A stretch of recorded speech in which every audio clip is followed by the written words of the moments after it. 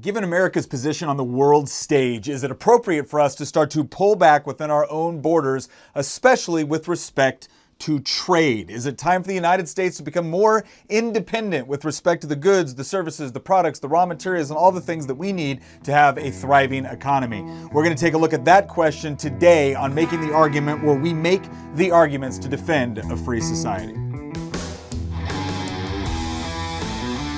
Okay, so let's start with a personal story. I was talking with a friend of mine once, a colleague in the General Assembly, and we were talking about the issue of trade, and specifically free trade. And we were generally discussing the overall benefits of being able to freely exchange products and services with other people and across borders, and why that was a good thing. And another colleague of mine, who's a very good friend, came in and said, well, tell that to the workers in my district, because a lot of the industry that had previously been conducted within a particular part of Virginia was now increasingly moving overseas.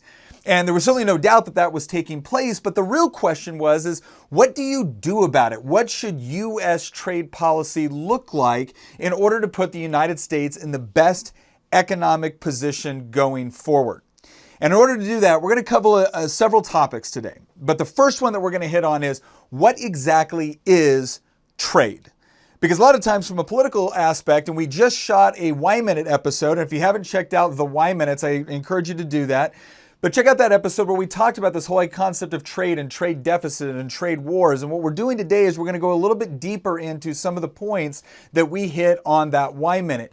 But essentially, trade is just the exchange of goods and services. In fact, if you want a very specific definition of it, the first thing that comes up is the action of buying and selling goods and services. That's what we're talking about when we're talking about trade and exchange.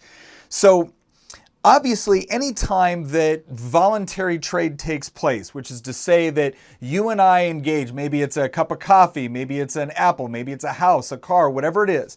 But as long as we both voluntarily went into the exchange, then theoretically, and I think most people would argue from experience, both sides are better off as a result of the trade, right? So the first thing to understand about trade is that it's not this zero-sum game where I pay someone from a car and they're better off than I am because they've got my money and I've got the car, or I'm better off than they are because I've got the car and all they've got is Federal Reserve notes, right? It's the idea that both of us wanted something. One of us wanted one item more than what we had. The other person wanted what we had more than what they had. And so when that exchange takes place, both of us are actually wealthier or better off as a result of the transaction. So it's not a win or lose kind of dynamic, right? We're both better off for the exchange. Right, and so what this really does is it begs the question that we're going to keep going through the rest of the podcast, is this idea of, do we want more trade and more exchange, or do we want less trade or fewer options within the environment for which we can engage in exchange? Now, some people, and it's on both sides of the aisle, have argued that we need more protectionism within our trade policy. And so when we think about protectionism, here's what I want you to think about, right? And we'll look at the definition here. It's the theory or practice of shielding a country's domestic industry from foreign competition by taxing imports.